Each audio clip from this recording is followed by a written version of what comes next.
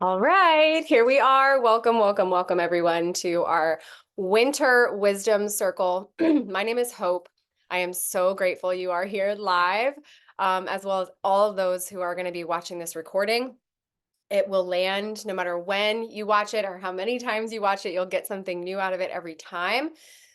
I have a lot packed in for us for the next 90 minutes to 2 hours. You guys know how I can get going. I have so many notes, so many experiences and lenses to share from tonight. I feel like I've been preparing for this one for quite some time. Let me pin myself. Okay, there we go. So that it's there for the recording. Sometimes it doesn't record with the pin. Um, but this is a big one. This is a big one. And I'm really grateful for the time that we've had away from Wisdom Circle, the couple of months that I stepped back and kind of jumped back in to share. We're going to be going through, first and foremost, Winter Solstice, speaking on this really powerful beginning, speaking on what is truly an ending as well as the start of a new cycle.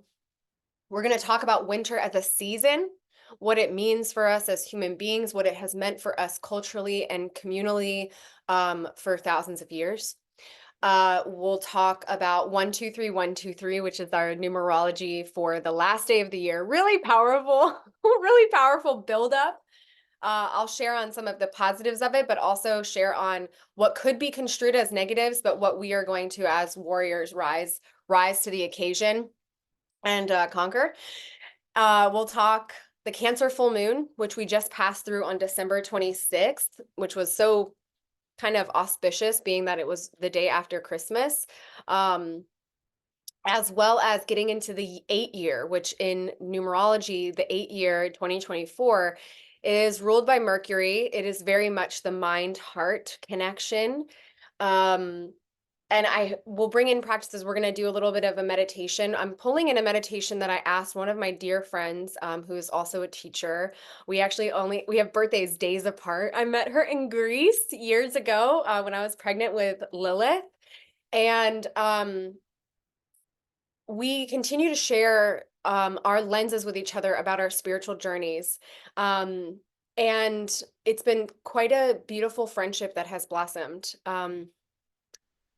She is starting this Kriya actually on January 1st. So I will share her name and her information. If you want to jump on, it'll be a free 40-day Kriya, Kundalini Kriya, from January 1st to February 9th. Her community is very big. She's located out in Sedona, Arizona. She's actually on a pilgrimage through India right now, though.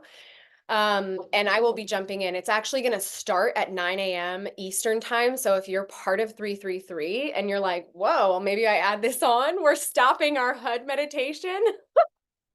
We're stopping our HUD meditation because Jupiter retrograde ends on the 31st. Hello.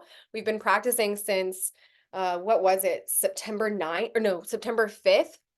9/5, and it's going to be over 120 days that we've been doing this prosperity meditation. So one last thing too, if you have been part of that HUD meditation prosperity portal, we're going to have a community closing call for, I need to clear out of these text messages. I keep getting a trillion texts. Sorry.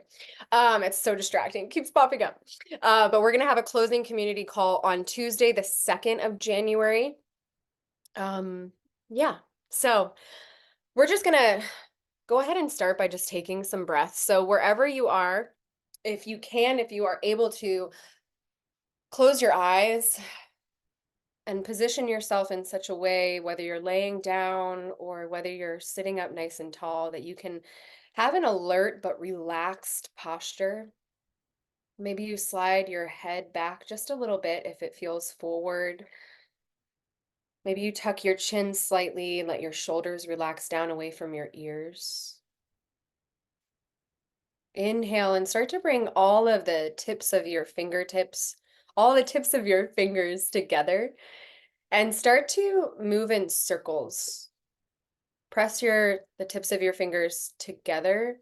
And as you move in this circle, it doesn't matter if it's lower or around your heart, but just breathe here. And make these circles. When you connect the tips of your fingers, you're connecting the two hemispheres of your brain.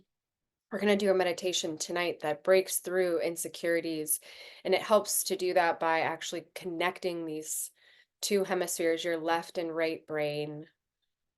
And this is a really calming exercise, something that can be done almost anywhere without anyone noticing. You're not chanting, you're not making any, crazy weird movements or sounds. You're just breathing and circling your fingers. This is a really nice one also if you have small children or just children at all to pass along to them. The simple, the easy ways to bring your nervous system into a state of relaxed awareness. Inhale through your nose. Feel your belly expand. Exhale. Start to withdraw your senses from all that's around you.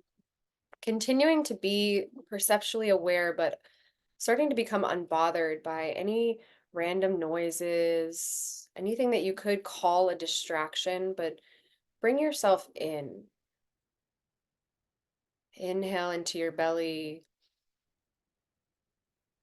your ribs. Exhale from your ribs to your belly.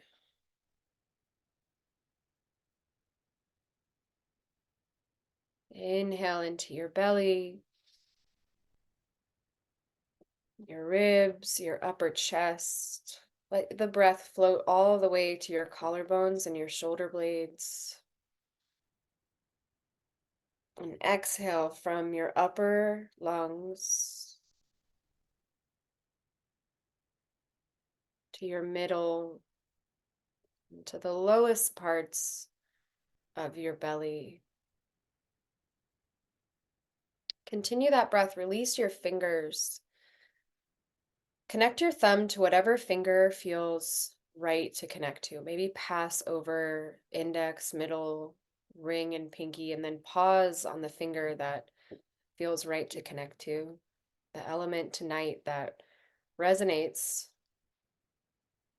intuitively. And start to bring your awareness to your inherent value, to what you inherit as you breathe in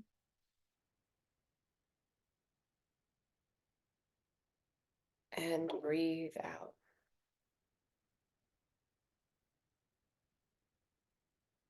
And ask yourself this question of, what are my values? Don't question it. What are the things that come to mind to you, that come into your heart? As we've moved through this 7 year, this Venusian beauty, love ruled year, how have you so deeply attuned to what you value? And it's okay if you don't feel fully aligned with it yet. How has your awareness shifted to bring focus to those values so that you can make the changes externally? Inhale, belly, ribs, chest.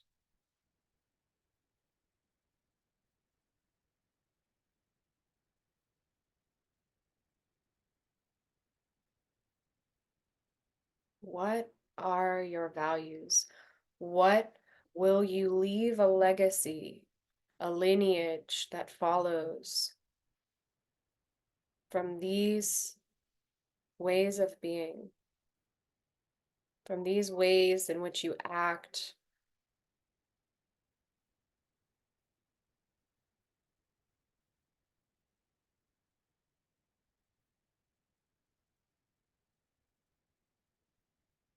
How can you align your time and your space here, not only tonight, but as you go about into this next year, as you close out 2023, being and acting aligned with inspiration, inspiration that is connected to your divine value.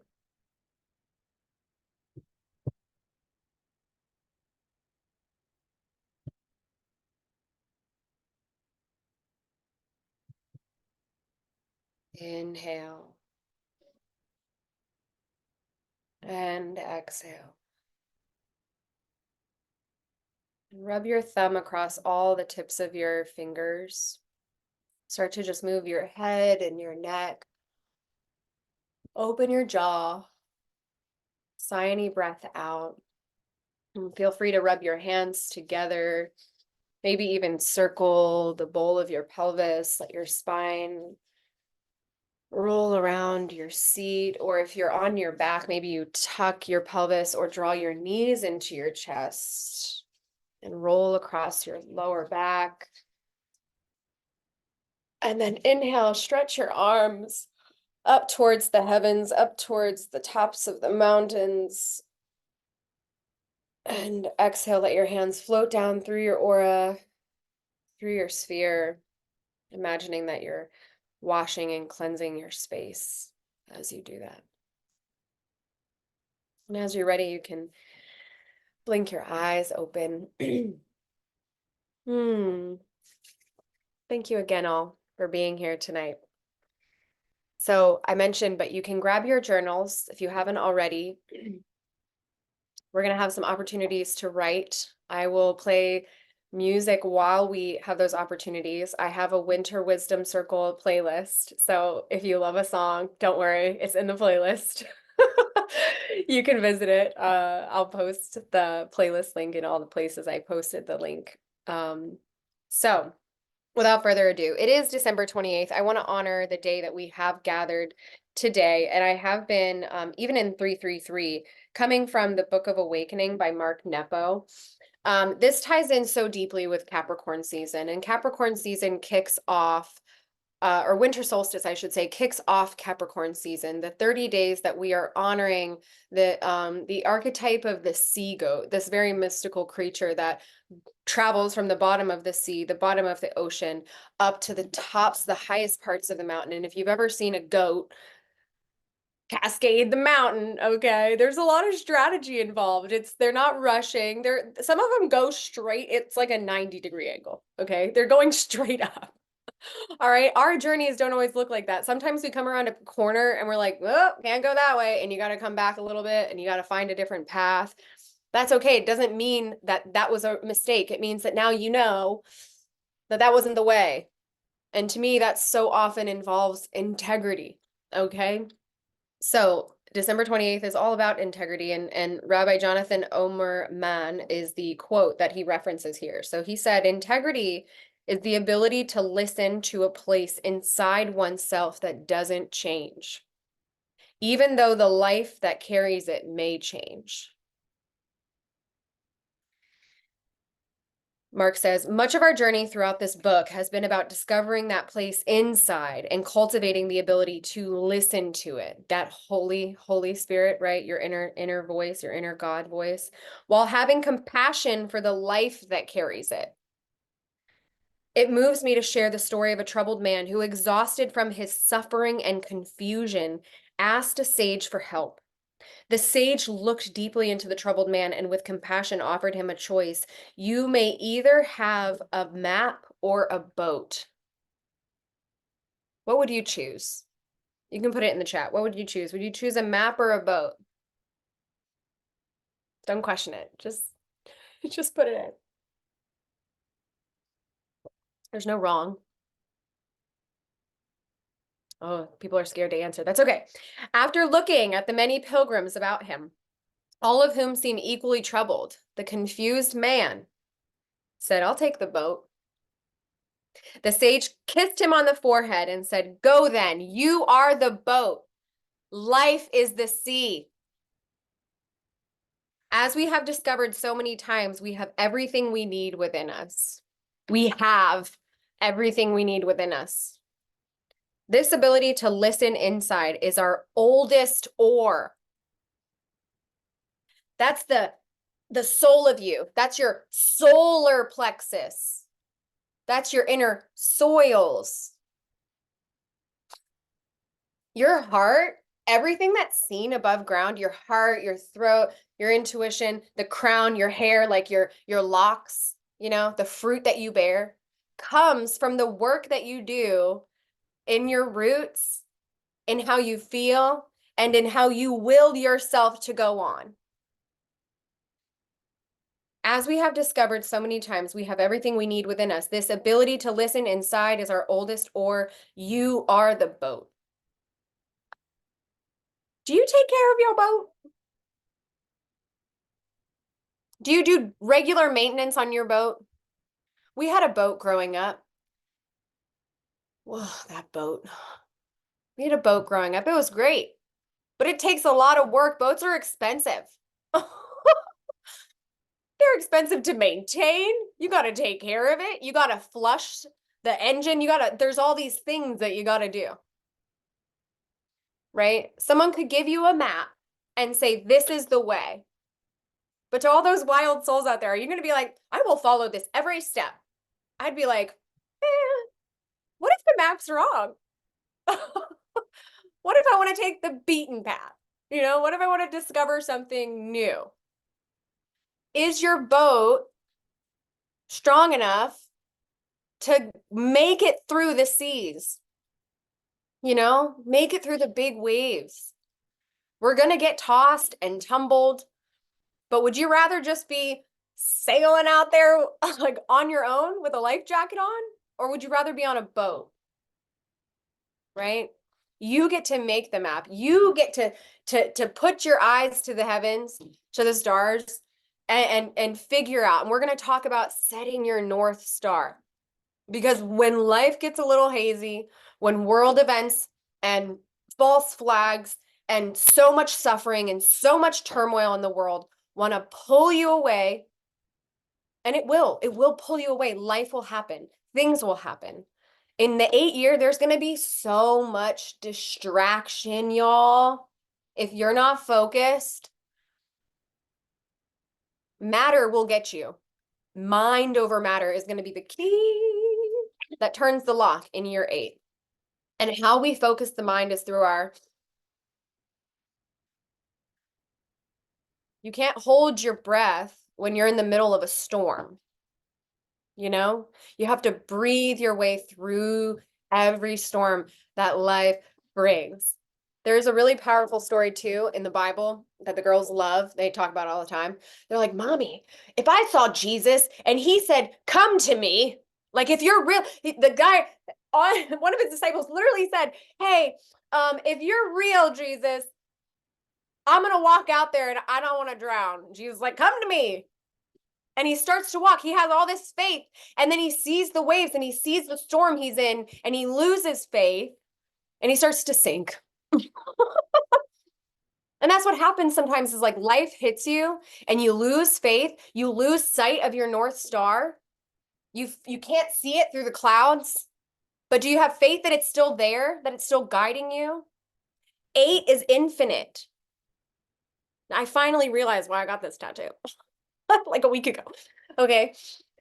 8 is infinite. Your faith has to be infinite in your purpose going forward. And that's why in the last few years, we have had to strengthen our heart, our neutral mind, 2020. You really had to learn some discernment in 2020.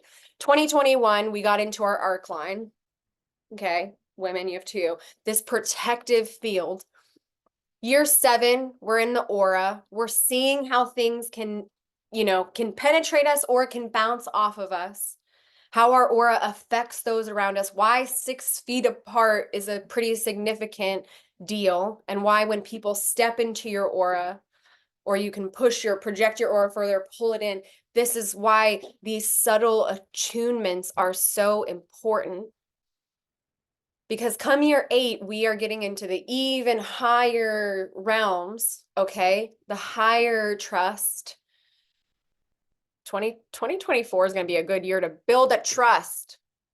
That's what I'm doing in 2024. An irrevocable trust. Okay? Because that's what you're going to be able to leave a legacy behind for if you have children or if you want to protect your assets. Okay? because currency, which is just the current that we see, is shifting.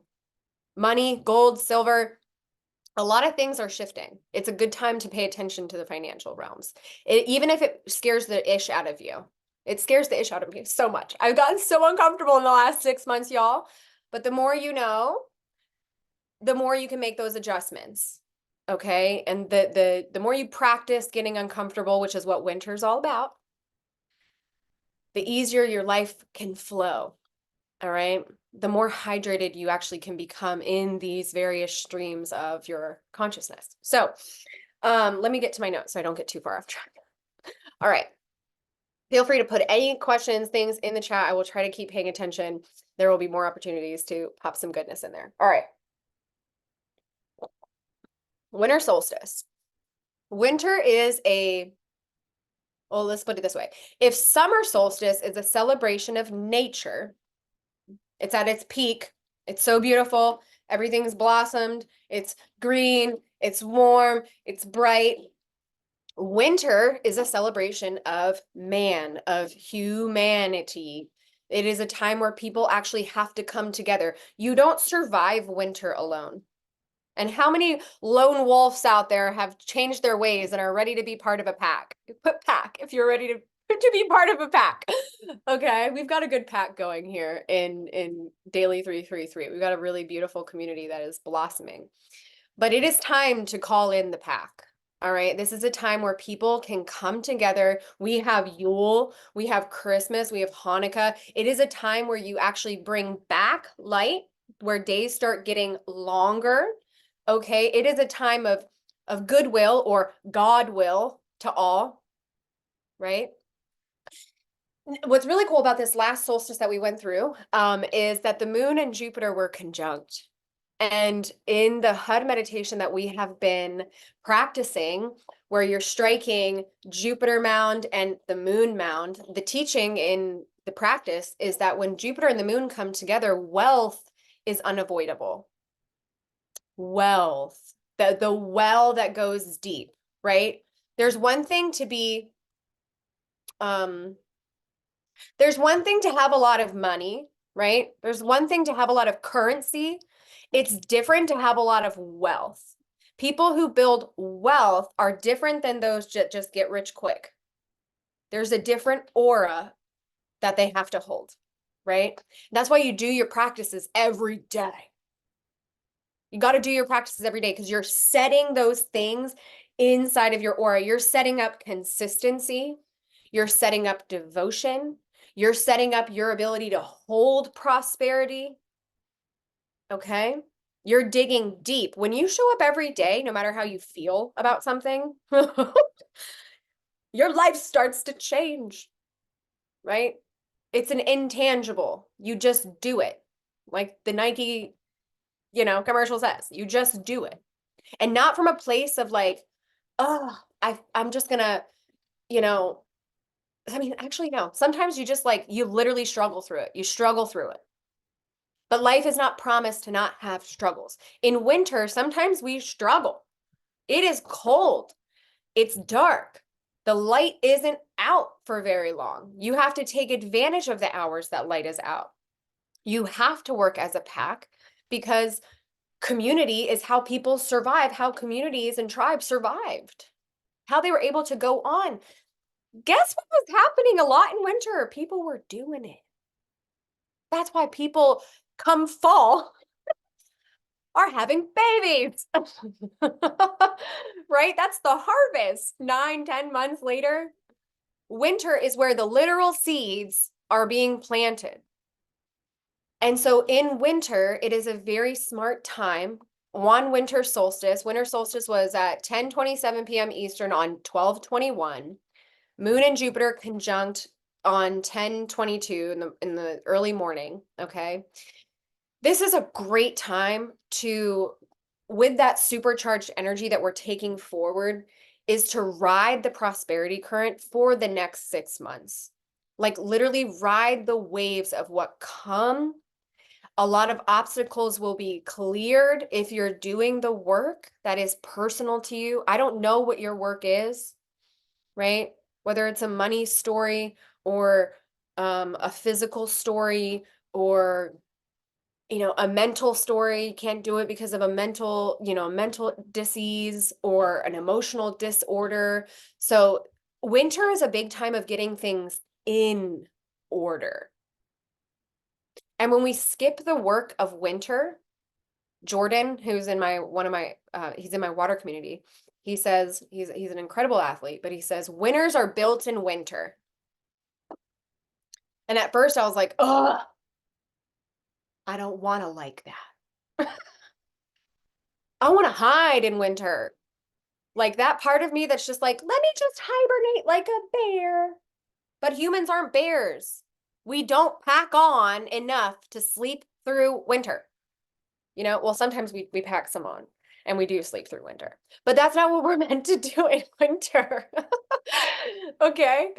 So the obstacles can be cleared if you do the work, but this is about going bigger. Like this year is asking us, this end of the year cycle is asking us to go bigger.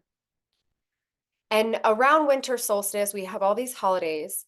And one of the biggest spiritual practices of the season of solstice and the holiday time is a spiritual practice of giving.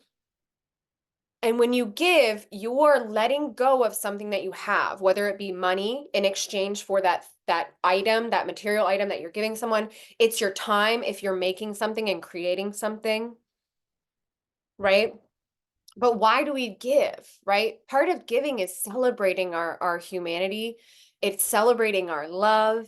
And it's not celebrating the achievements. That's why sometimes, have you ever gotten a gift from someone and you're just like,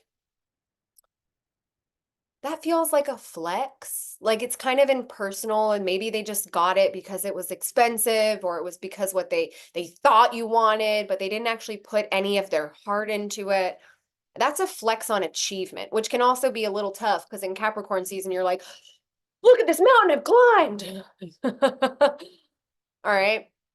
But it's what your achievements allow you to be, right? If you have more, and my saying for 24 is more in 24. Okay. If you allow yourself to be more giving, more kind, more loving, more patient, more discerning, more focused, more happy, then you're going to keep giving those things, right? The more that you receive of those things, right? The more currency or the more money, if you can resource those things in a way that leaves a bigger wake, right? You get to hydrate not only your personal soils, but if you know anything about trees, I've been talking about trees now for a hot minute. We've been doing a homeschool circuit on trees, but it's giving me life. These trees are giving me life because they're the perfect scenario of how winter really is. You see trees in the winter. There's no leaves on them right now. Branches have fallen. They look dead for all intents and purposes. But the work that is happening under the surface of these trees is that they are hydrating, right? So much is being broken down in the soils in late fall, and they're communicating. The trees are all communicating so that they all stay alive. They all stay alive. It's not just about you staying alive in the winter. That's why when it gets cold, I'm not saying just take off your clothes willy-nilly, but I'm like, you bundle up with other people's warm bodies, you know? You wouldn't keep on your clothes. You wouldn't be like, "Oh, I'm so warm, but the person next to me doesn't have anything." You'd be like, "Get in here." Right? You would share your heat. You would share your resources.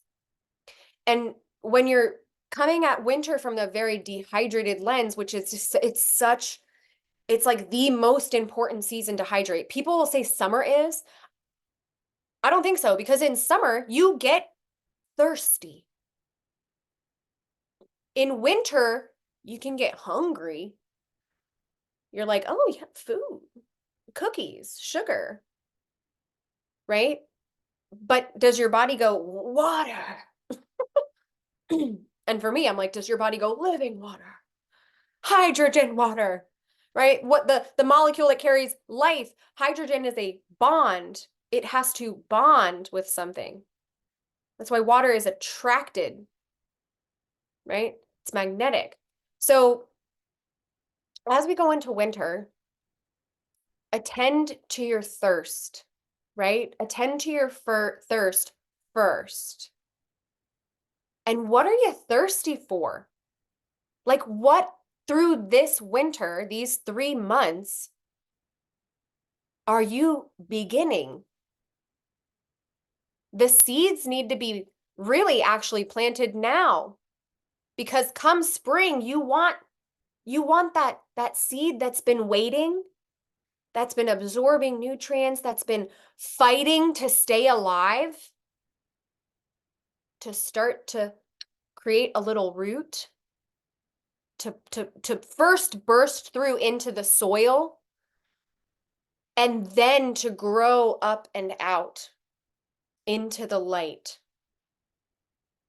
But if you wait until March, and guilty as charged, if you wait until March, if you wait until spring equinox, you're going to feel behind, because there is so much internal work that happens in winter.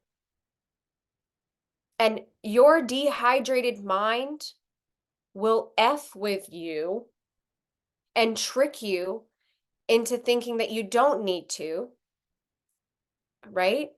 The work that we do isn't the work of like, let's go out and be social and da-da-da-da. This is the let's write some lists.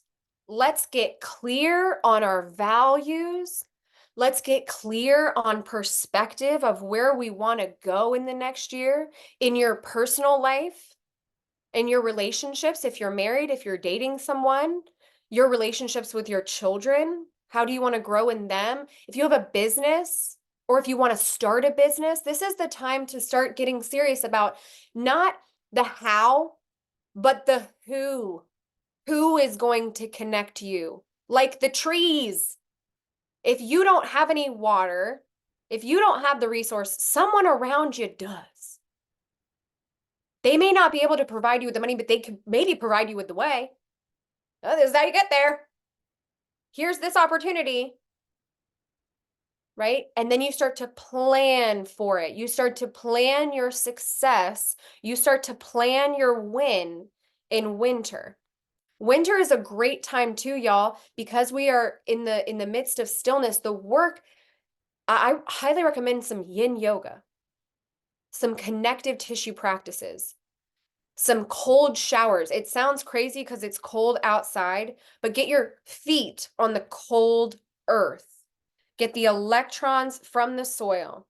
Get your face in the sun 5 minutes a day, minimum, right? Make the things that you're going to do small, but steady, accomplishable.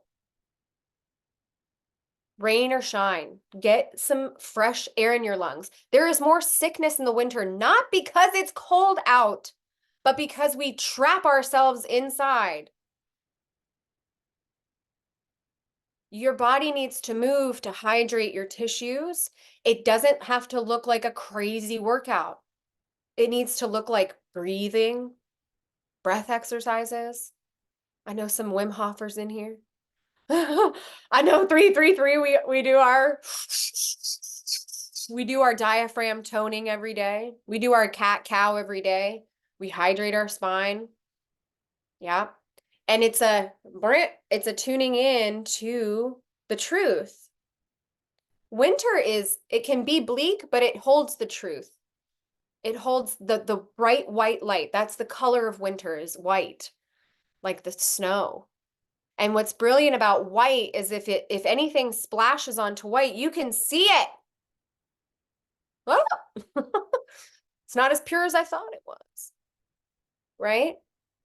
So winter is the beginning of life, new light, new life. That's why even, in Christianity, the story of Jesus being born, we don't know the day. We just say it's the 25th, right? I really think it's the end of winter, beginning of spring. But it's that new light, new life is coming back. The North Star, the star that was put into the sky, right? That's the beacon that we had to follow, that you as a wise person would be wise to follow. Now, there's also standing in your light and in your true glory. In winter, it's time to give your light to all without doubt. And there's going to be a lot of doubting. Can I? I don't know. Can I afford it? I mean, that's why you also got clear with your finances. It's Capricorn season. This was my struggle bus. Many of you have known me for years and you know, my struggles with my money, right? It comes, it leaves. It comes, it leaves. Oh, I'm not going to pay attention to my bank accounts, or I over obsess and then don't give anything. And then I have all this, but then it gets overwhelming and then it goes again, right? Your energy is money. Money is energy. It is a current that you see. So you got to see it in what it is as numbers, right? Numbers that can be played with. That's why they say like the people that play the most make the most. Goes against everything in the Piscean age we learned that you trade your time for your money. But it's true, like you give your light to all without doubt. There's a thing in Capricorn which Capricorn kicks off winter. You have Capricorn, Aquarius, Pisces. The last three, earth, air, water. Okay. Earth, this elevated earth, Capricorn is exalted. If you have the sun in Capricorn, if your sun sign is in Capricorn, you are the most exalted of the zodiac, which means that you have the most gifts to give. That's a big responsibility. That's part of Capricorn energy is responsibility. If you're born like me around 1990, we have a stellium of Capricorn in our late planets, Saturn, Uranus, Neptune. We're part of that generation, y'all, that are here to rewrite currency. We're helping to elevate this next generation. It's not actually about us. It's about the generation that's going to follow because they're coming into a completely different economic system. Commerce, right? This is a really good time if you haven't ever studied natural law to study natural law, right? But Capricorn is brilliant because they know that there is a balance between speech and silence. Every good boss, and Cap is boss energy.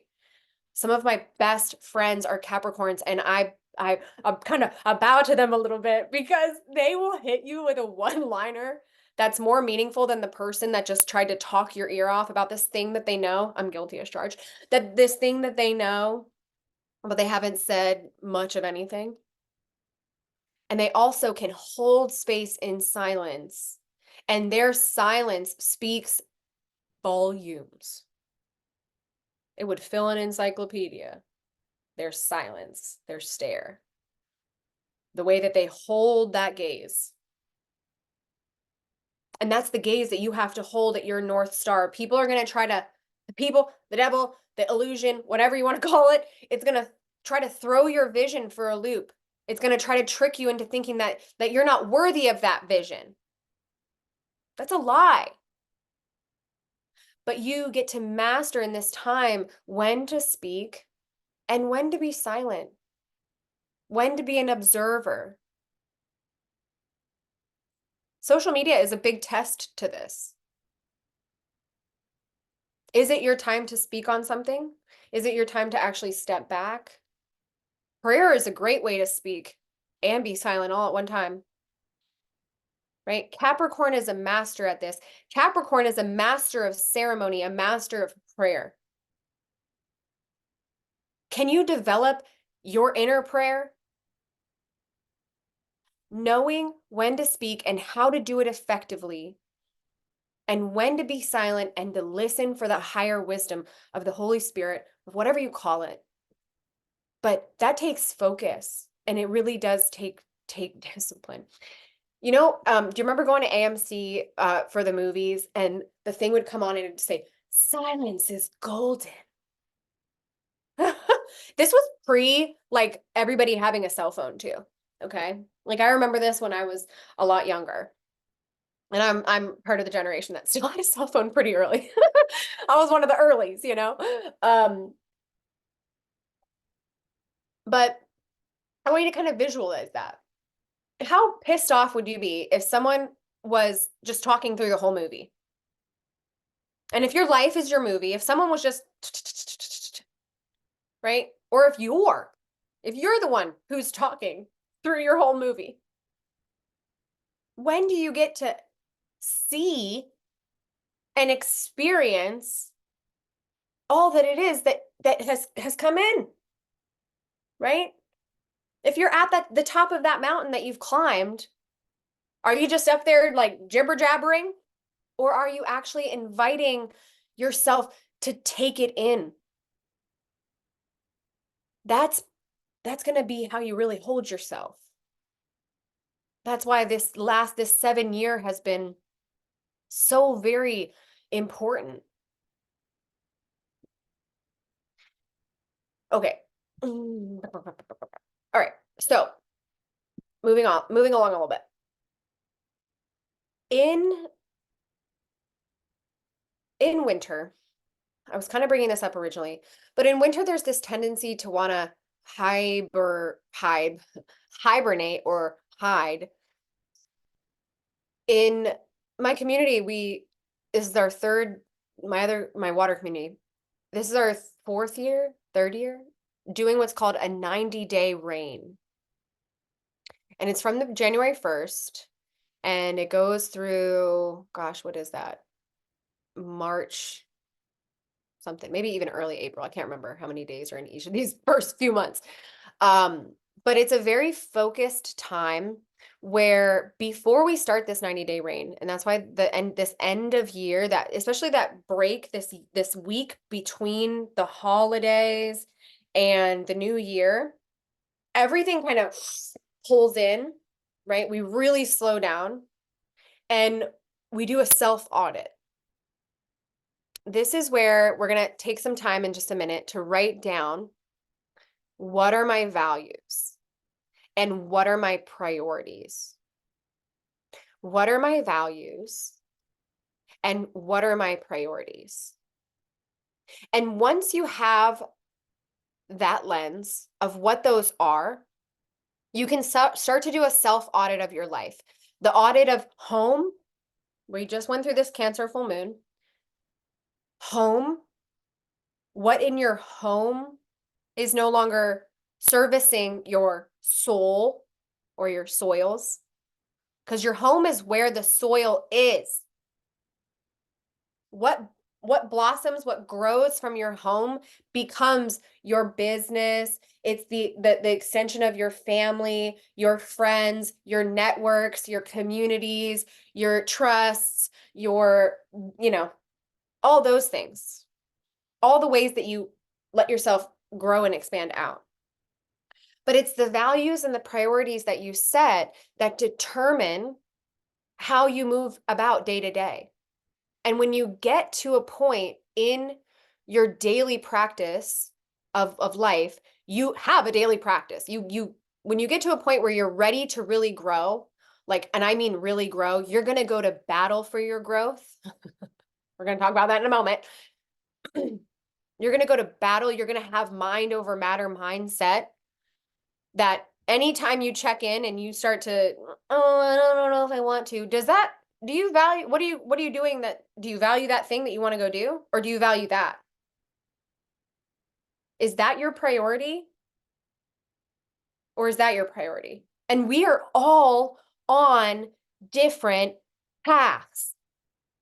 I highly recommend you look up what your next year numerology is, which would be your birth month, that number added up. So if your birth month is 12, that's 3. Okay. And then what your birthday number is, and again, the multiple numbers, more than 10 or more than 9, add those. And then 2024. When you add all those up, okay, and you get to a number that's between 1 and 9, that is the year, the energy that you're going into. As a collective, as a community, we are going into a year 8. But for now, I want you to maybe add those up and check in, maybe even buy my numerologist teacher's book called Numerology. It's a beginner's guide to spiritual meaning of numbers. We did our numerology actually on Ansha's and I retreat back in summer solstice. Gosh, that was 6 months ago. Anyways, so much has happened in that time. But what are your values and what are your priorities? So I'm going to put on a song, start writing.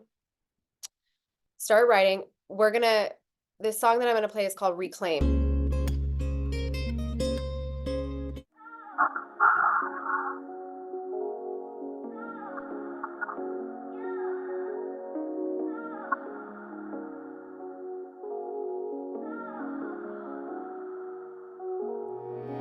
I'm gonna reclaim my power. I'm taking back all of me. I'm gonna love myself, my beauty, my energy. I'm reclaiming all my strength now. I'm gonna forgive all the times I was afraid and stayed and played the game between the lines. Oh, I put my claim on it, right there. I put my name on it, right there, right there. I put my claim on it, That's what I'm saying. Claim it. You have to claim your values. And if you're unsure about what values are beliefs and principles that you believe are important in the way that you live and work. Your values determine your priorities and then guide your decisions. And that's why your values are going to help you to figure out what your North Star vision is.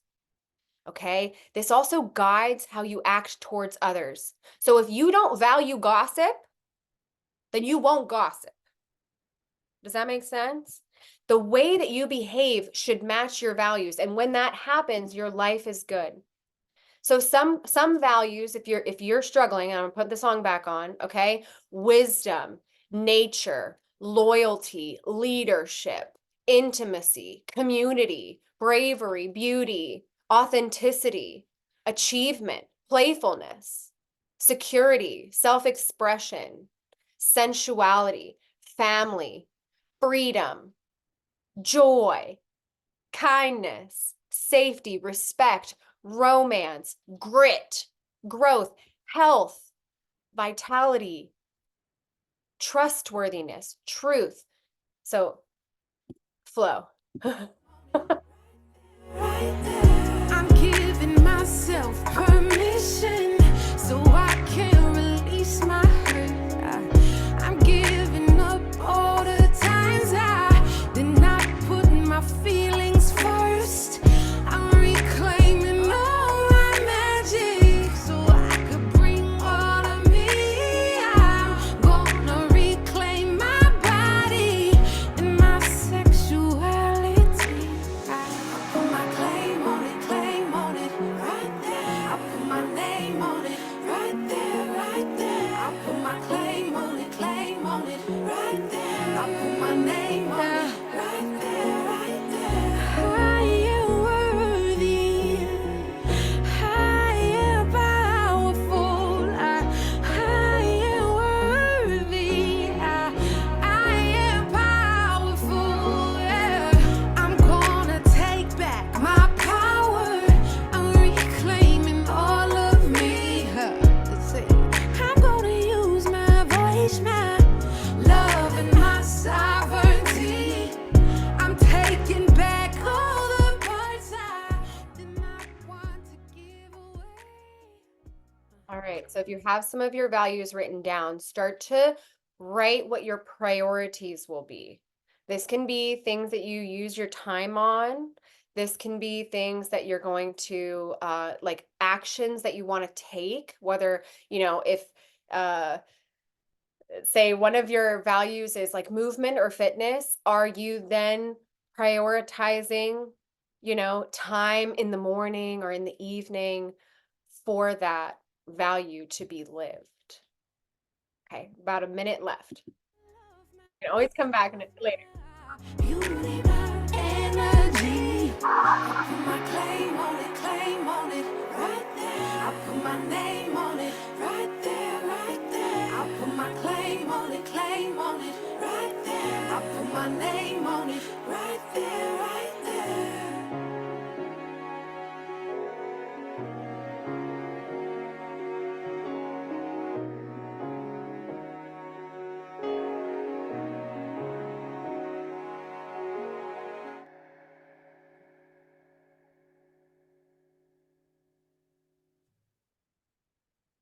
All right. Feel free to keep flowing. You're always welcome to keep flowing.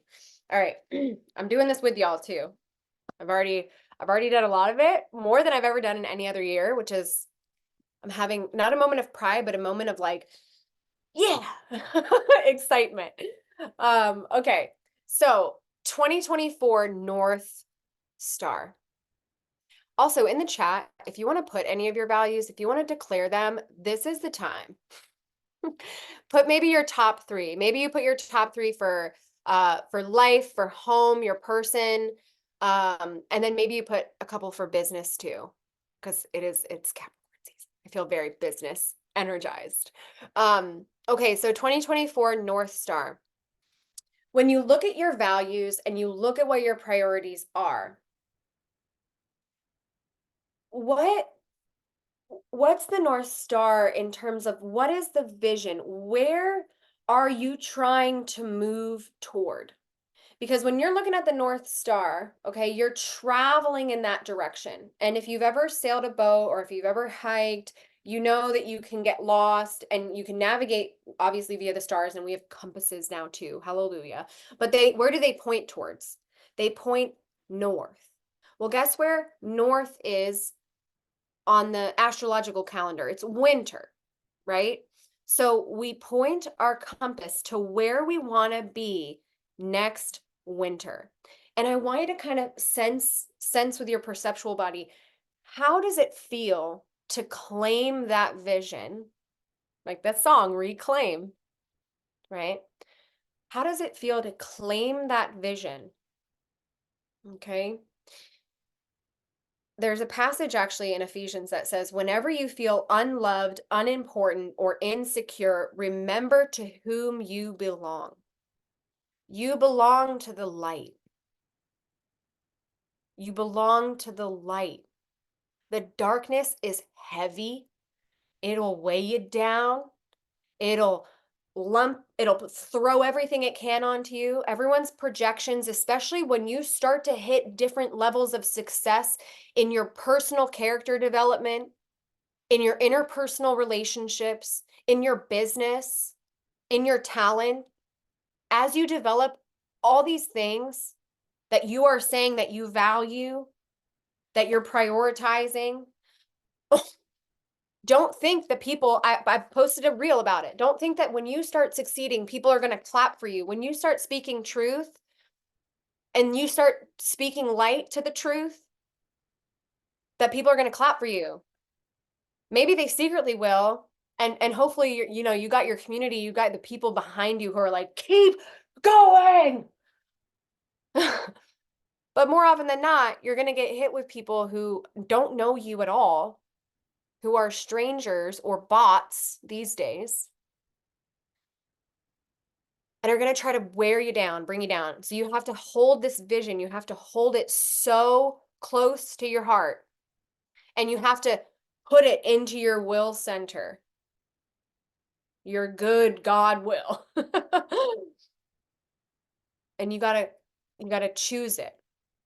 All right? So for this vision, all right,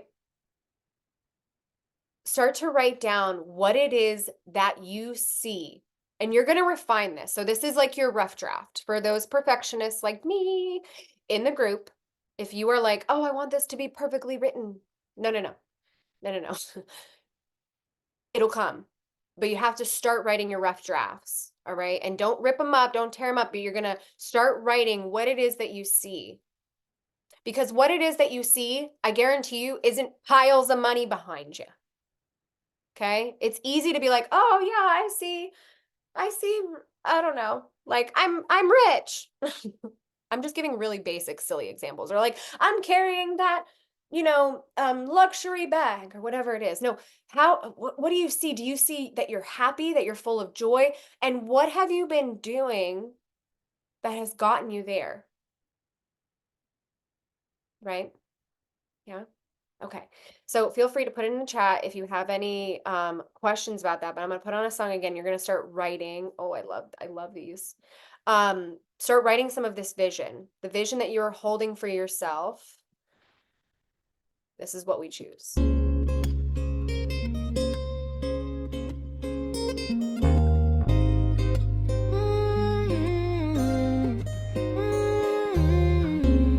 Shedding layers of my whole self.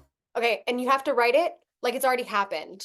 In fact, at the top of the page, my poetry teacher makes us do this. So if anyone asks you, you can say, Chelsea Diane made me do it. At the top of the page, you're going to write, oh, well, wrong journal. I told you guys I have notes everywhere. You're going to write, whatever I write here comes true. At the top of the page, whatever I write here comes true. I wrote some of these in summer solstice when we were on our retreat in Annapolis. A lot of them have already come true. Okay, so that's your North Star. You have no idea how you're going to get there. That's not the point. The how is not the point of this exercise. Your North Star is what you're putting the light on, what you're shining the light on. Stepping into this new version of this person I'm becoming.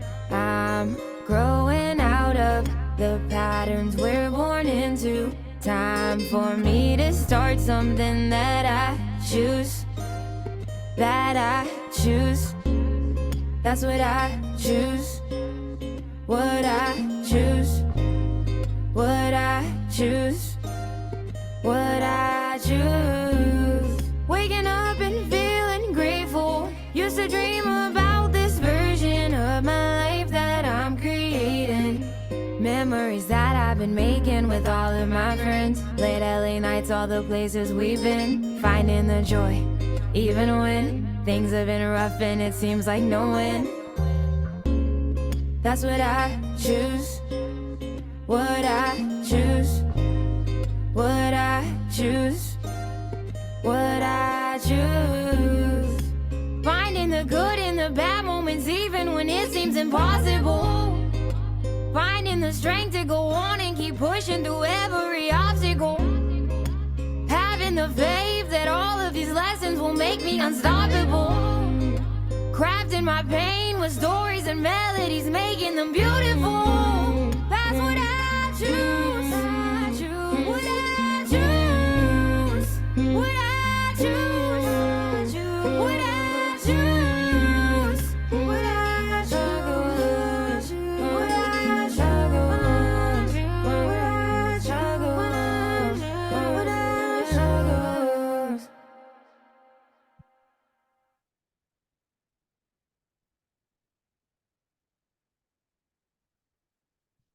All right, just go ahead and finish that up. I'm going to pull up something that I wanted to show y'all.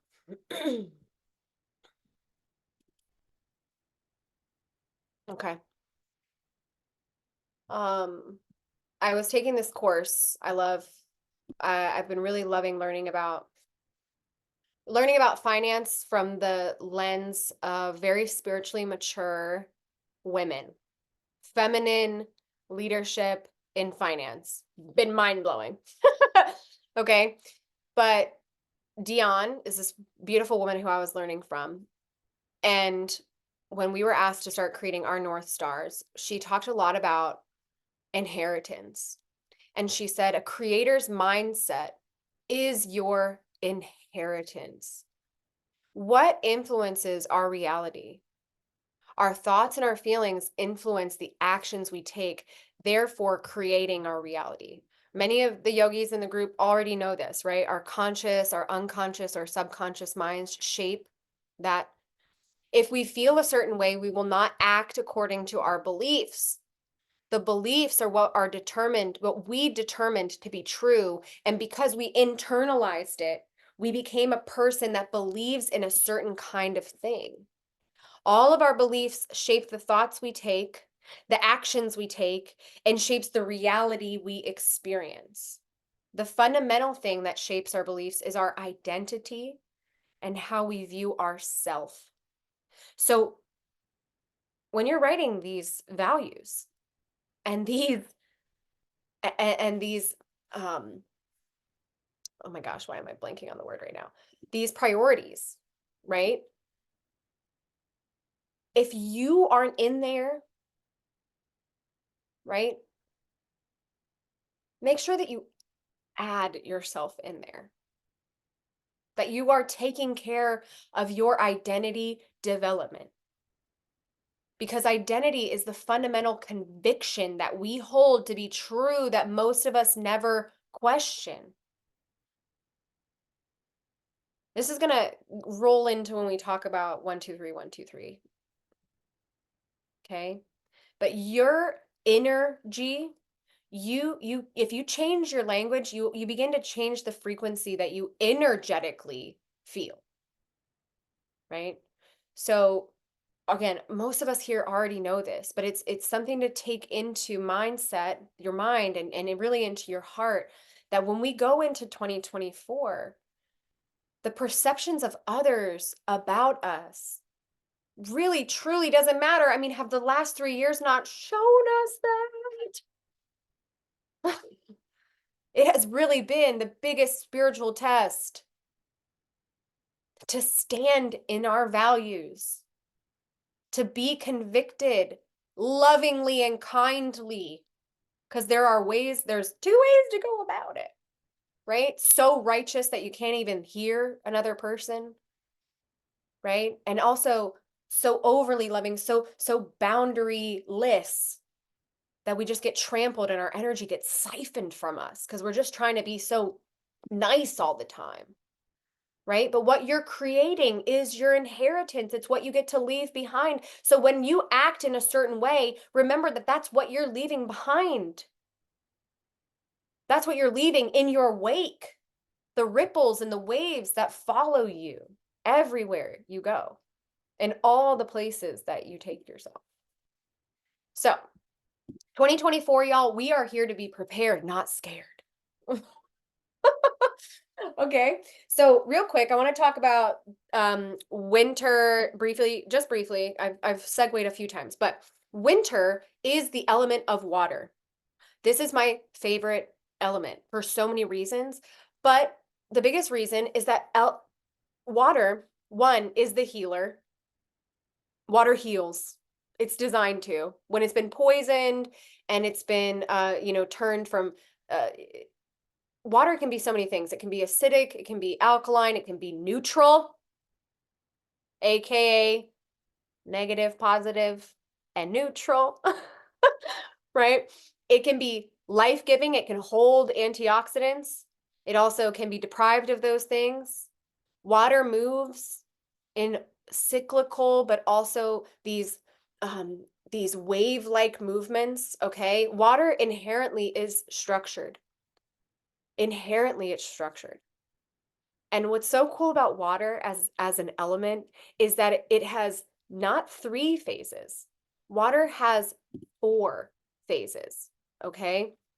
And it's 4 phases. My teacher, Jilly, who created actually Wake Water Co. And if you ever want to take her, she does this 3-day seminar. It's awesome. This is where I met Dion, called Merchant Mermaid. All right. It's learning commerce through the lens of not just water, but through the lens of a spiritually conscious entrepreneur. It's fabulous. But she talks about water being the 4 phases of remembering. You in your body are mostly water. Your member is water.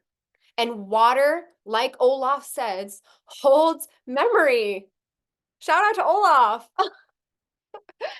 Right? That's why water can hold the traumas, it holds the joys, it holds everything. right? And so what happens when something traumatic happens in our life is we become solid, right? Solid is you don't know that you don't know how to do something. It's normally where you're experiencing the most stagnancy. Type 111 in the chat if you've ever gotten to a point in your life where you're just like stuck. You're just stuck and you don't know that you don't know how to do something.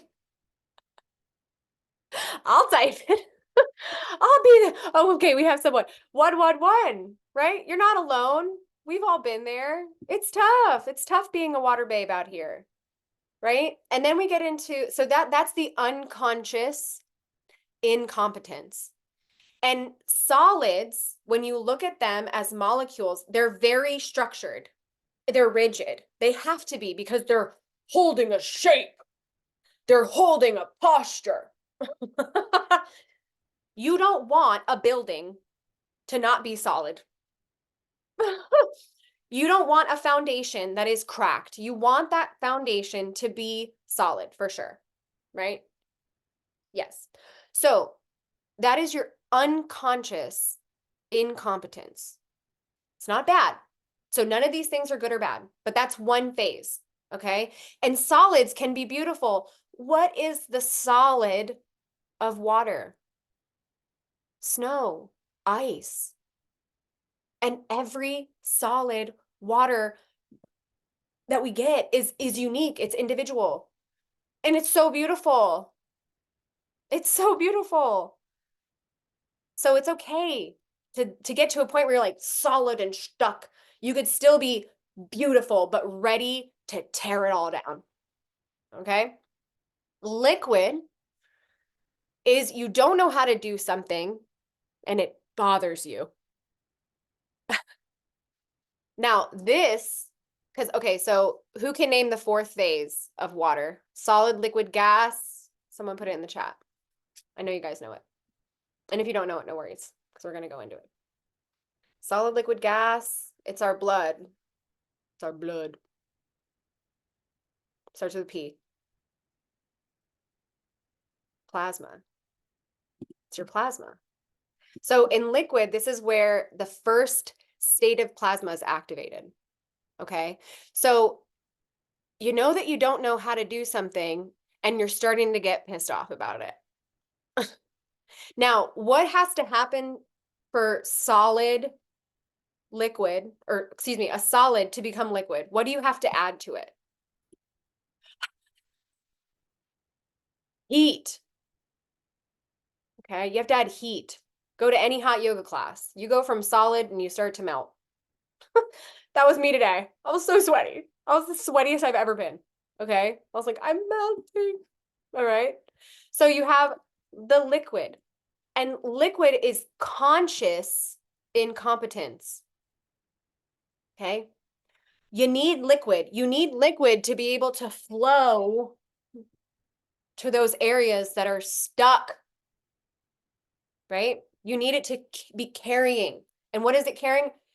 It's carrying hydrogen, molecular hydrogen, the bubbles. Okay. Something is bubbling up to the surface. All right. On that note, drink some water.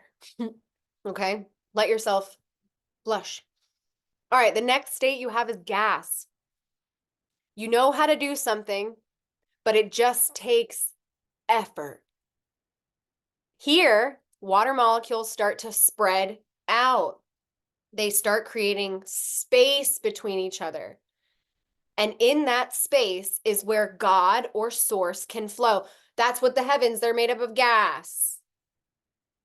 You know that you know how to do something and it takes effort. How many of y'all get stuck in gas? Type 222 in the chat if you get stuck with gas. You get backed up with gas. You get gassy. Sorry, I'm just goofy tonight. All right, 222. We can get stuck in that place where we are conscious competence. But guess what? You show up. Those of my 333ers in the group know that you're doing this. You're moving and you're like, damn, I know how to do it. It takes effort. I want to put my arms down. How do I keep my arms up? How do I keep breathing? Right? You give it over to God. You surrender to the pain or the discomfort, but you got to keep practicing. You got to give yourself space to let that new thing that you're doing be created. You think that just doing something one time, you could have a really big, powerful spiritual experience, right? I've had many of those, like in a yoga practice. We've done, when you do a 31-minute Kriya or something like that, or one time we did this 100, no, it was 62 minutes. I thought I was going to die like 6 times in this meditation. And I came out of it and I was like, right? But it lands more and more and more and more the more you do it. You have to keep adding heat. You have to keep adding action, right? And then plasma, think of it, when I describe this, think of the areas that you have gone from solid to plasma in areas of your life that you never necessarily expected to. Because remember, you start with you don't know how to do something and you don't know that you don't know how to do it. And you get to plasma, which is something that is second nature to you now. You rock at it. It doesn't even take effort anymore. And that's because you're allowing divine will to flow through you. You know what's beautiful about your blood? You don't have to think about it flowing through you. Thank goodness. Thank goodness.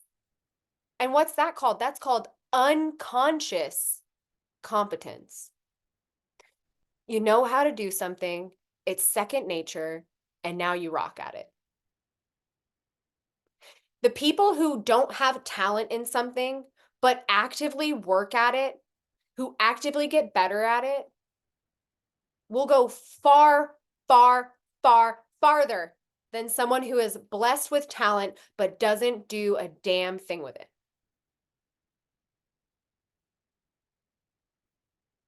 Right? Do you feel that? Type 333 in the chat if you feel that. And type 333 in the chat if you have experienced going from solid to liquid to gas to plasma.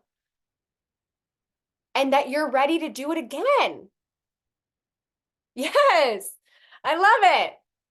I love it. So be like water in the winter. Be willing to go from solid to add some heat, right? For all of my Avatar The Last Airbender fans out there, right? Uncle Iroh tells Zuko to make sure that you use your breath of fire to stay warm.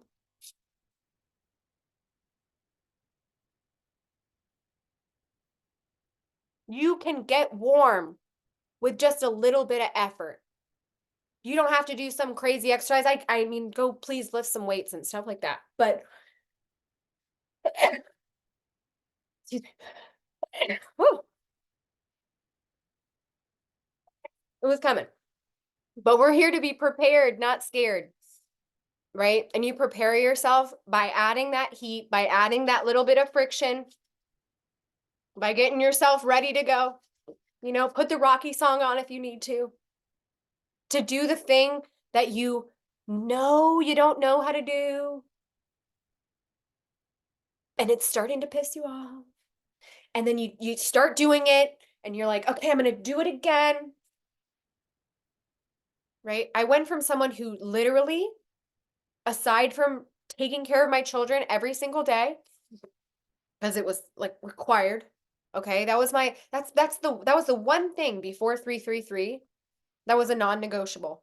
Okay. I had to show up. Becoming a mother was truly the greatest blessing for someone who was never really devoted to anything, never wanted to hold something through to completion till it became totally unconsciously competent at it. At least not things that I really, really valued. I got scared. Preparation is hard. The preparation phase is the hardest part. But in the day and age that we live in, y'all, if you can start to set up systems, especially in regards to finance, if you start to get comfortable with using artificial intelligence to your benefit, okay? And you program yourself in such a way that you are so loving that you show up every day a little bit each day and you work hard at something focused, you focus on it. That's why we do 333. It's short, it's sweet, it's powerful. That's what your work and your home life need to look like every day so that you actually have more freedom for play and for victory and for love to flow more freely through your systems. Okay? Our life force has been siphoned from us for so long in the structures that have currently and are crumbling been in place where you go to school for, gosh, like what, 6 to 8, sometimes 12 hours a day. That transfers over into work. You work your whole life away to get a retirement for 30 years, but then you're so sick because you've been numbing yourself. There's these vicious, vicious cycles that we get to get out of. We get to choose to get out of, right? So in this next year, we get to apply the discernment that has been building and building and building for the last 3 years, but I would actually say for the last like 12 years. Okay, so 1, 2, 3, 1, 2, 3. 1, 2, 3 is a pretty intense energy. Okay, because what comes after 1, 2, 3? 1, 2, 3, go. Right? Mars is the planet of action, the planet of war, the planet of work, and Mars is in Scorpio. It is going to be there for, about 2 years. This is the time to hold no resentments. None. Okay? The energy of 1, 2, 3, the slightly darker, but what I love to use as inspiration energy is that it can be war, it can be anger, it can be slain, there can be strokes. Actually, when I heard when I heard Remington talking about this numerology, I've had like 4 different people in my life, not directly personal to me, but extensions of friends and family that have had strokes. Actually, my grandma's in there. She's very, very close. My namesake, actually. Right? This 1, 2, 3, that's an intense energy. There's this battling in the 1, 2, 3, right? The energy of like from your enemies. Okay. But how an individual handles this energy is how the collective reflects and moves through it. So you have a choice to rise above it, not bypass it. There's a difference there, and you have to learn that subtle difference. That's why I love Fists of Anger so much. You don't deny that you're angry. If you let go of your anger completely, like if you didn't have any anger, you wouldn't have a will. You wouldn't have a willpower. Okay? But can you rise above it so that you become more creative? All right? I mentioned this a little bit earlier, but spiritual growth, when you're on the path of growing into your spiritual nature, you're in a daily battle with the devil. Okay? Denying that is really denying truth. You have to be so aware. When you become aware that you're a spiritual being having a human experience, you have to step up. Okay? You have to have a warrior energy to yourself. And warriors are very present. I feel actually quite fortunate that I used to not like it at all. But having grown up in this Washington, D.C. area where we have all of these different branches of military and we have the political scene and I am so inspired by really like the master warriors. I'm not inspired by war, but I'm inspired by warriors who know their value, who develop their craft, right? Who go to battle, right? Who go to battle for what they love, who are strategic. Mars in Scorpio means that you have to be strategic with your time, with your energy. If you are giving all your energy over to something that you cannot control, do you not feel like that's actually what the enemy wants? Whatever the enemy is to you? Right? Would you rather actually be connecting to God, to source? You wasting time and self-sabotage is the ultimate, like, that's the ultimate dull knife. You have to learn how to wield your sword. Your sword is air. Where you direct your breath, where you direct your life force, it's going to matter. 1, 2, 3, 1, 2, 3 is like this. You better get your physical body working.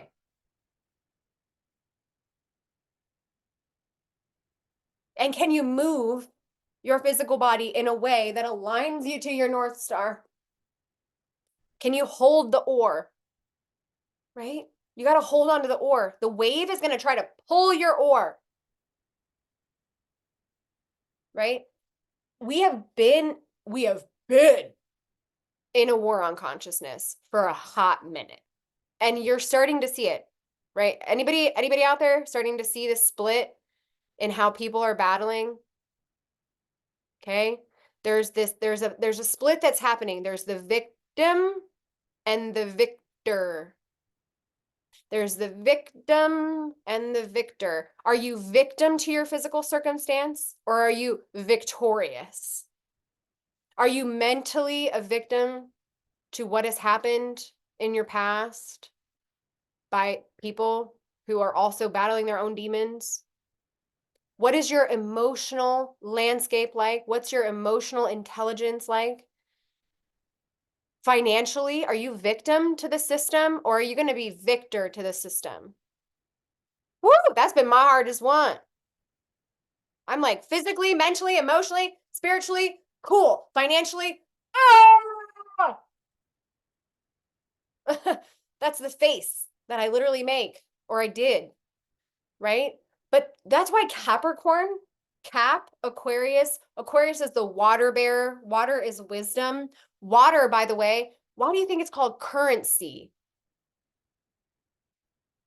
And when you start looking at commerce from a water lens, you're going to start to see terminology that relates to water.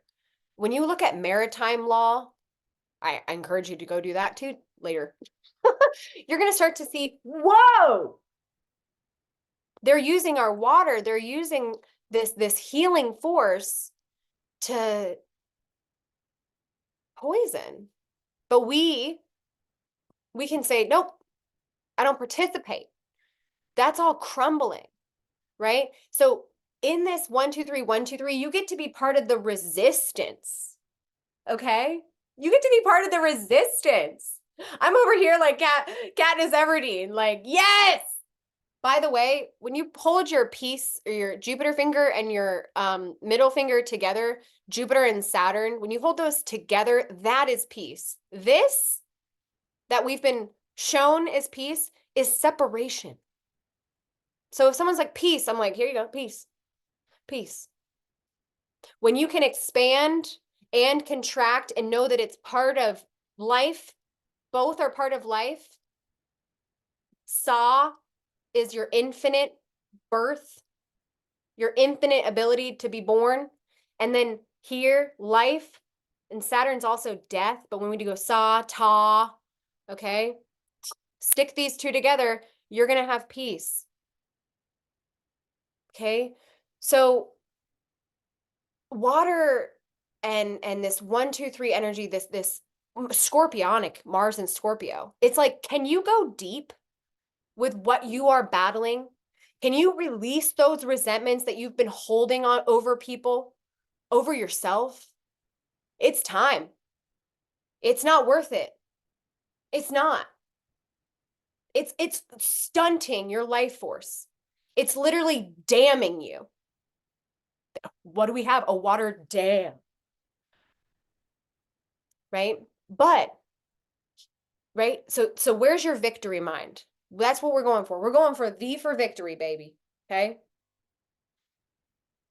But the cool thing about 1, 2, 3, it's the high triangle. Okay. When you look at the uh in numerology, in Kabbalistic numerology, okay, so you have 1, 2, 3. It's the high triangle, right? And it's high because it transcends the limited human brain, making anything possible.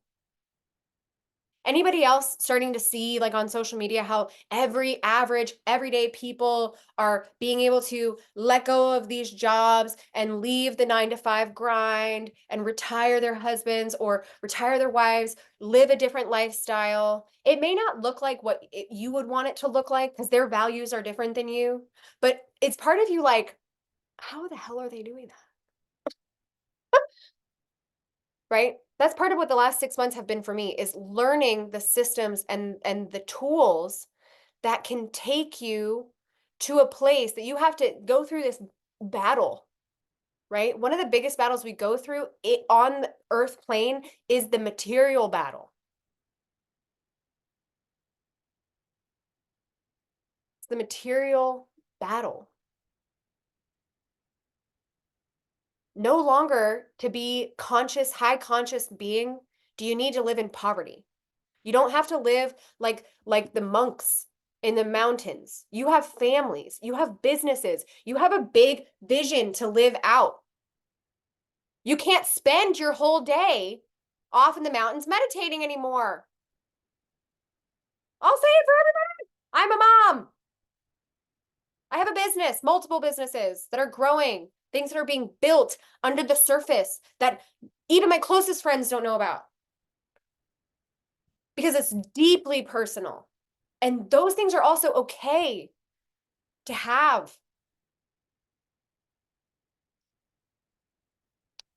Anything is possible.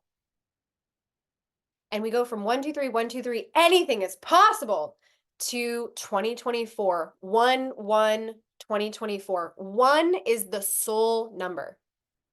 2, like the life force triangle that I was talking about here, that transcendental triangle, 1, 1, 2 is the negative mind, 3 is the positive mind, 4 is neutral mind. That's your heart. That's your heart chakra. That's compassion. Okay. 4 plus 4 is 8. That's your life force. You add up 1, 2, 3. Okay. You have 6. That's your arc line's protection. Your life force is going to protect you. The more life that you have, the more breath that you have, the more of a boundary, this veiled boundary comes around you. People know when when you look at someone and you look into their eyeballs, you can see their soul. And I know that y'all have seen people walking around here that don't look like they have their soul. They can find it. Anything is possible, but it will take work. Big time character development. Big time, right? Many people aren't ready to face their demons. They might not in this lifetime. But if you're here, I don't think you're that. Okay? You have to go to battle because war tills the soil. Women spill their blood on the earth because it heals it. Right?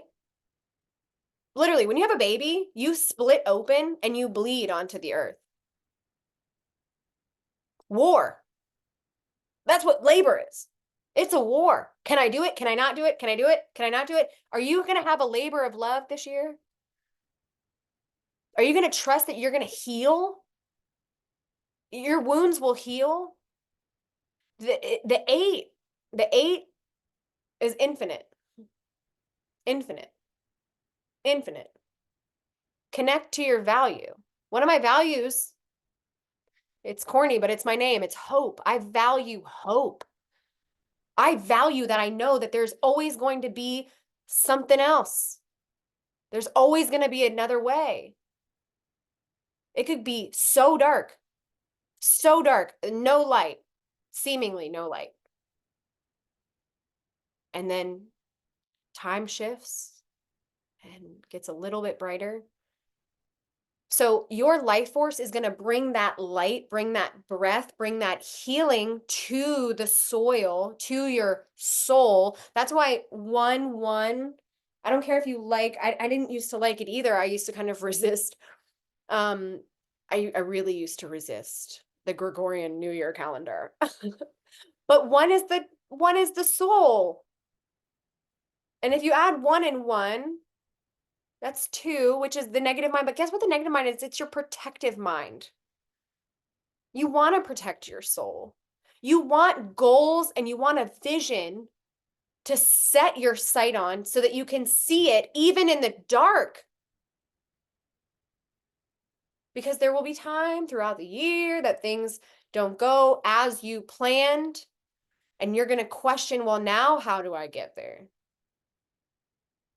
And then someone's going to come into your life, because remember, it's not how, it's who. Someone, some opportunity, something is going to make you have to step out of your comfort zone and put trust that it came to you for a reason. Why did it come to you? Because you have a vision. Because you know your value. It is internal.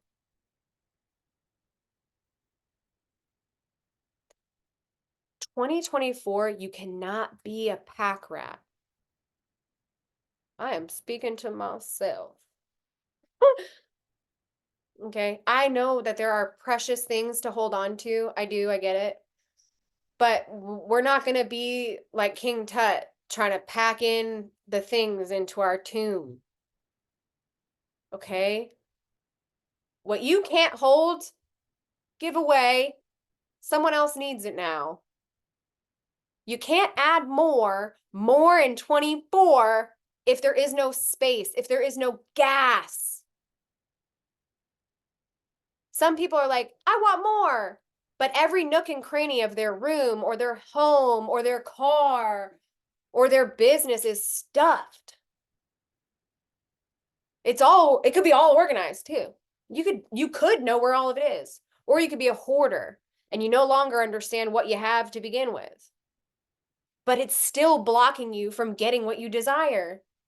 If you were to pack your life into a carry-on suitcase, what would you bring? And you're going to go, well, it depends on where I'm going. You're right. It depends on where you're going. That's your North Star. Are you going to the beach? Are you going to the mountains? Where are you going? God works in mysterious ways. That's 8. 8 is mystery. 8 is the unseen. 8 is the unknown. You're not going to know it. You're not going to know how. Your breath, your life force, your Holy Spirit, that quiet whisper that when you're silent, you hear, will tell you the next step. But master warriors have a plan. Planning, we are planners because plans fail. And the physical, emotional, mental, spiritual state that you are in when shit crumbles is going to determine if you turn victim or you turn victor. If you transcend or you fall, you drown.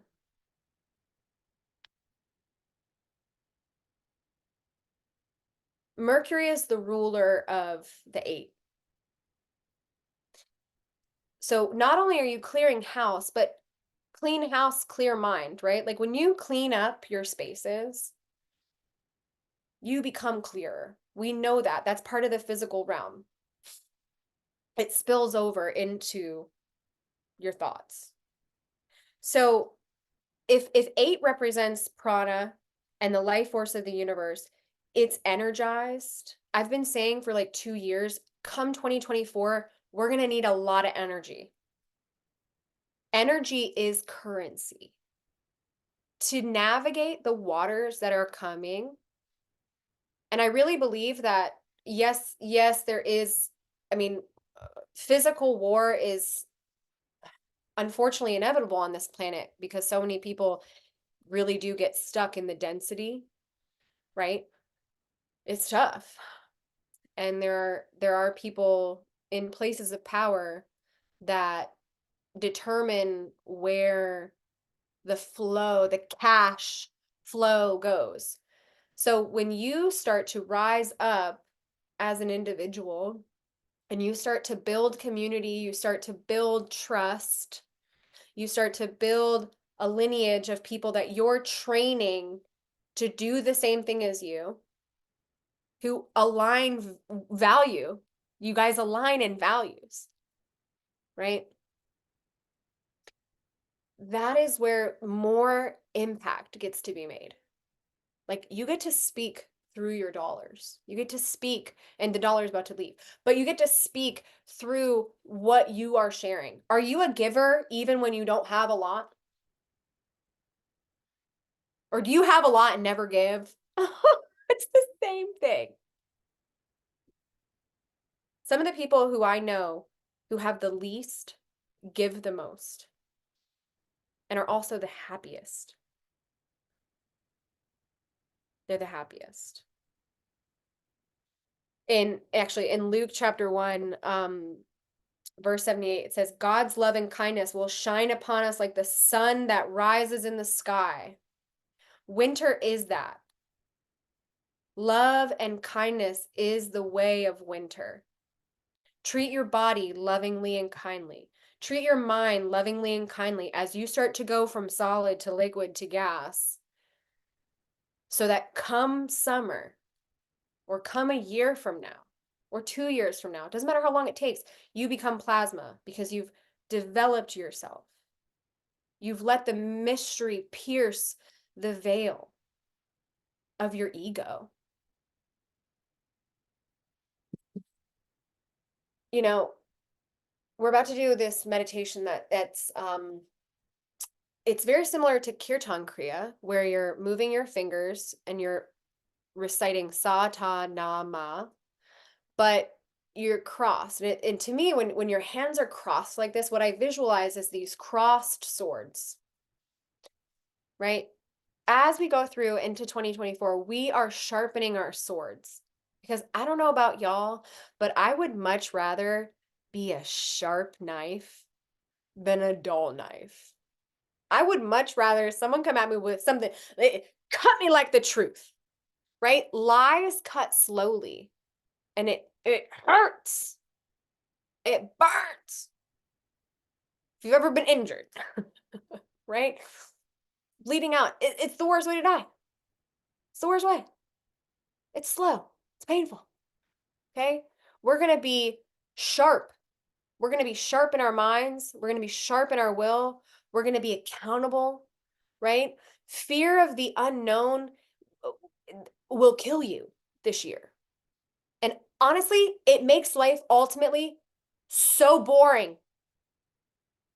I really think that we numb with television and with weed and with alcohol and with food and with gossip and with all the things that we numb ourselves with because we're so bored. Again, I'm talking to myself. We're bored with life. We are scared of breakthroughs. Breathe-throughs is what I called it in my notes, actually, but it was supposed to be breakthroughs. But we're scared of breakthroughs and the inner accountability and the responsibility that it means to take risks. But you are so worthy of the risks that you take. You're so worthy of the risks that you take for the investments that you make. Humility, selflessness, surrender, and trust to the higher energy. This is all part of winter. And it's easier to do when you're doing the work. When you show up a little bit each day to be like that goat, that, you know, clops up the mountain. You don't know if the next step you're going to take is going to make you fall a little bit or fall all the way back down. But if you're strategic and you got an eye on the prize and you know where you're headed, that prize may even shift a little bit as you get closer to the mountain, as it becomes clearer and clearer.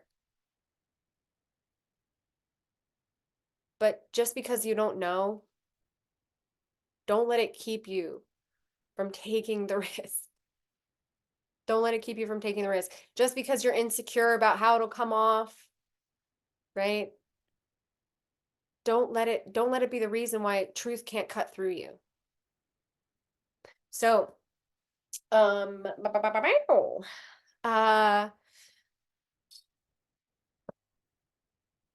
I am 100% warrior energy. I'm embracing that so much more fully in this time. So I hope I hope that you can take some of this and feel the inspiration from it, right? Feel the inspiration of what work does. When you get into that feeling of overwhelm, which I have gone through waves of overwhelm in the last 3 weeks, like none I have before. But I will say, because I have been doing the work, showing up for my meditations, showing up for my prayer work, showing up in community, reaching out to the trusted people in my life, that when I get to that point of like, what's happening?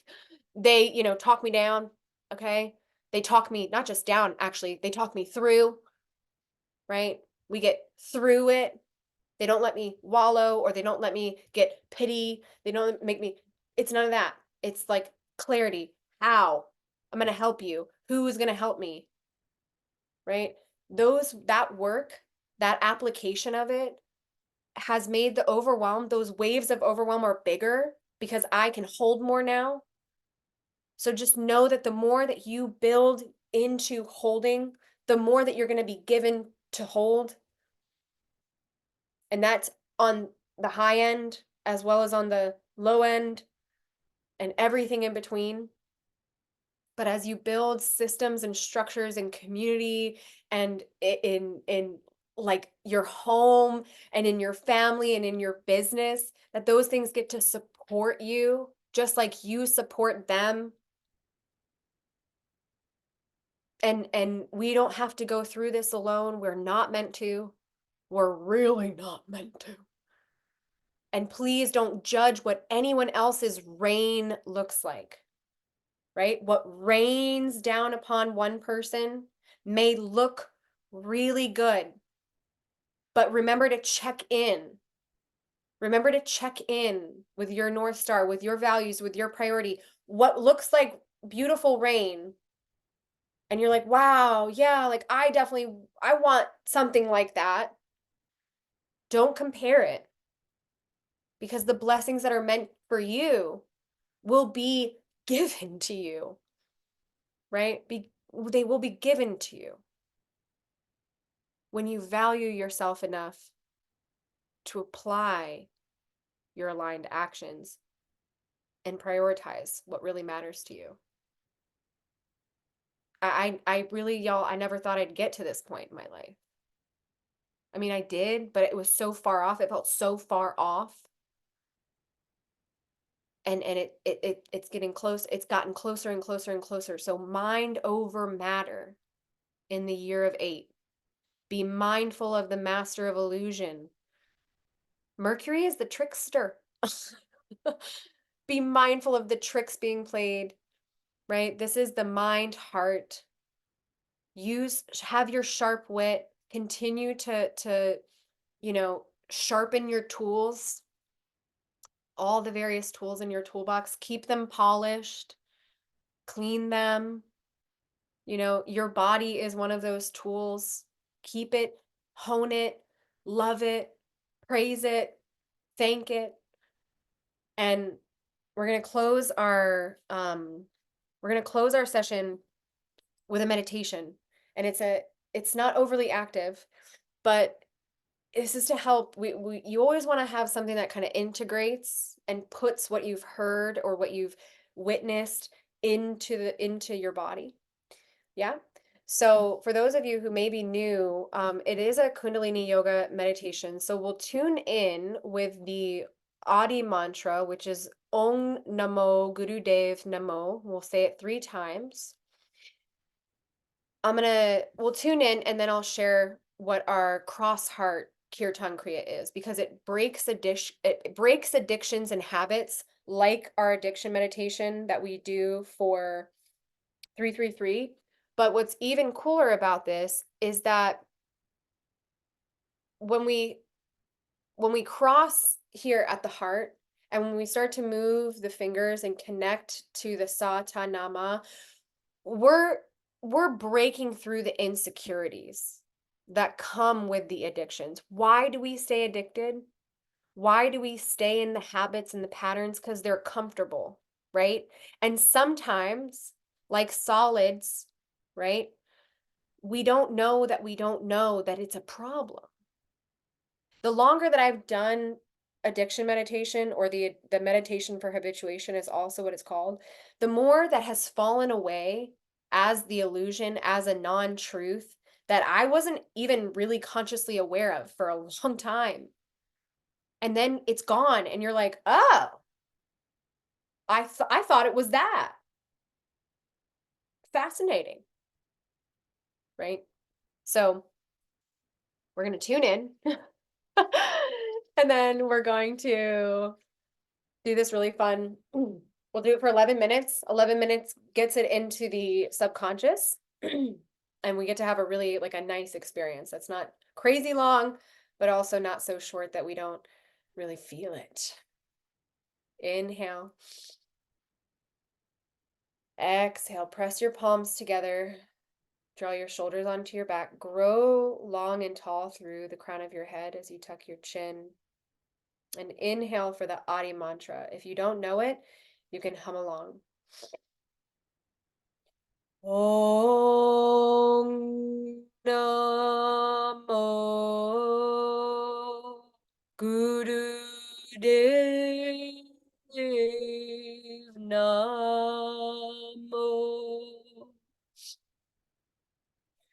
Om Namo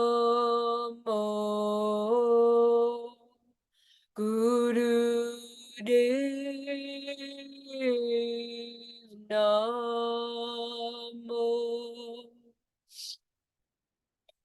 Om Namo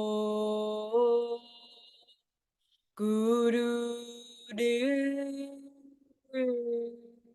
Namo. Inhale. Press your palms together. Lift root lock. So lift rectum, sex organs, and navel up and in towards the spine. Tuck your chin slightly. Exhale. Relax your hands. All right.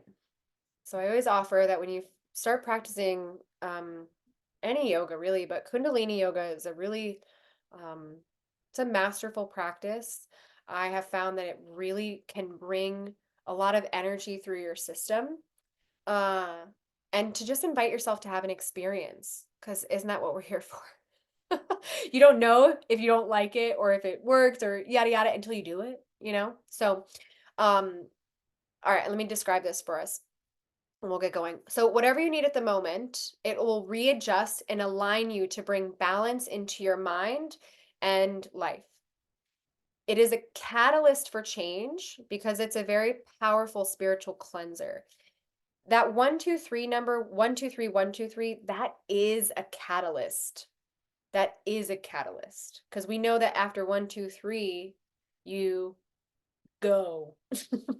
So the power of the mantra that we're going to use comes from the fact that it rearranges your subconscious mind at the most elementary level. And the elementary level of the mind is where addictions are, and that's where they must be broken. So it has the power to break habits, and because it accesses the level of the minds where those habits are initially created. The benefits of these is that it stimulates the nerve endings in the fingertips. This is where the meridians, many of the meridians originate, is right at your fingertips, your energy centers. It balances the right and left hemispheres in the brain, which is why when we were doing our little brain massage, right? It's very soothing. It helps to positively change your habits, and it works through insecurities. It literally is said to cut through insecurities. And like I said, your arms are crossed. So you're going to sit straight either in a chair or you can sit cross-legged on the floor. You're going to cross your forearms below the wrists and hold them in front of the chest with your arms just out slightly. Your palms are face up, slightly turned towards your chest, and you're going to look at the tip of your nose. This is when you look at the tip of your nose, you go cross-eyed a little bit, right? When you look at the tip of your nose and you really focus there, it pulls a weight into the frontal cortex. Okay, this is your discerning mind.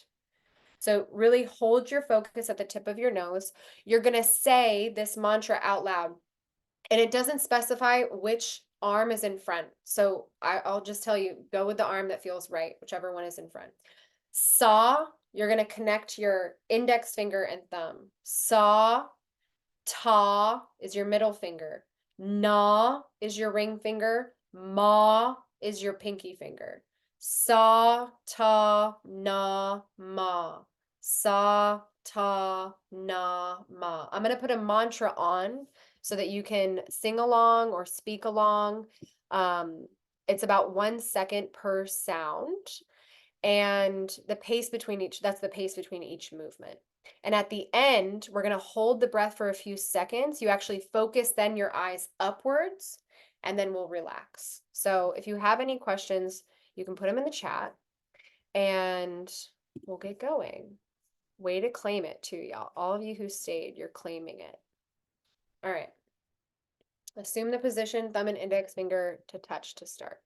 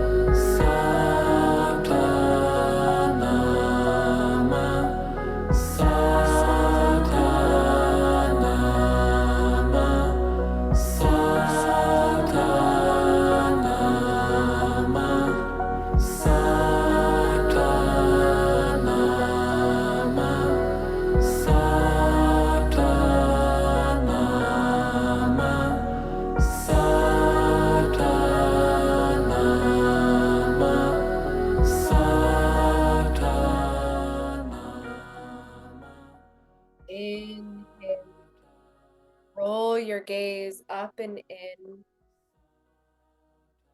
Hold your breath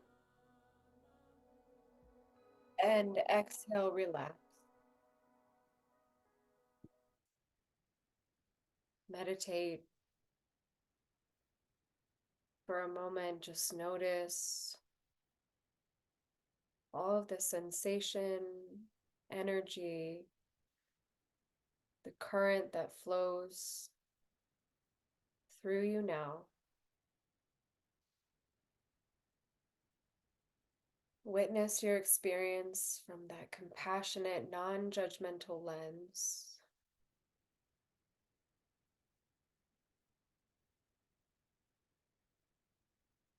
Invite what wants to wash through you, cleanse you,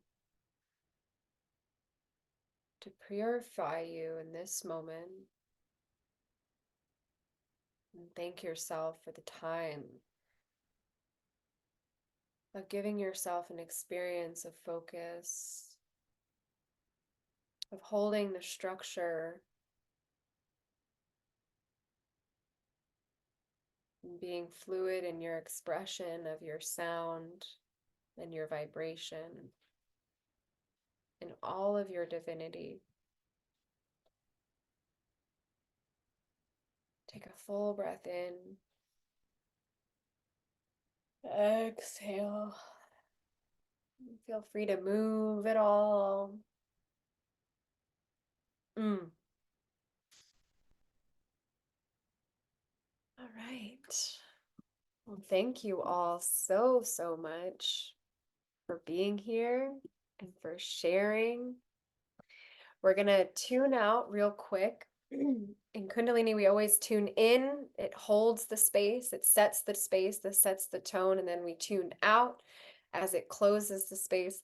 As I actually put it back onto gallery view real quick, I saw Sarah's beautiful fire in the background. Winter solstice and winter is a time where you stay close to the fire so that you stay warm. You don't get too solid. Hey. So thank you for that reminder. Remember to stay close to the fire of your loved one's embrace, the fire of your community that'll keep you going, the fire of your own spirit. I'm always so, so inspired by you all. Louisa has an epic view too.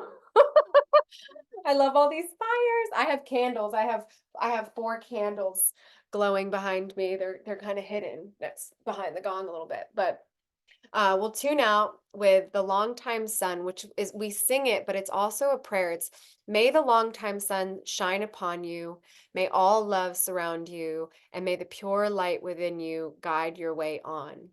And then we'll chant one long Sat Nam, which Sat is truth and Nam is essence. So we tune in and out. We can even use it as a greeting, Sat Nam, Sat Nam.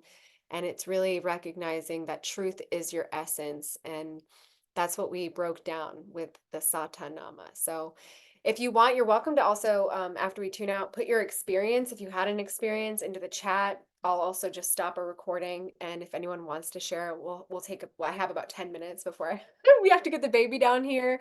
But yeah, you're welcome to stay on and share any aha moments. There'll probably also be aha moments for others. So bring your hands to your heart, draw your thumbs back to your sternum. Inhale for the longtime sun, followed by one long Sat Nam.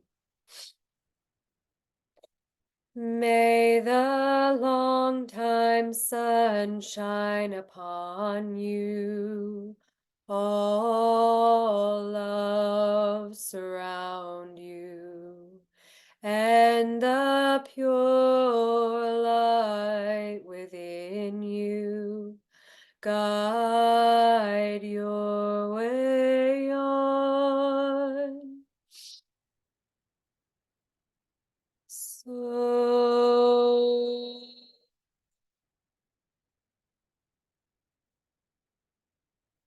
no, no. Your presence is the present. Thank you all so, so much for being here. Yeah, let me stop our recording. So no.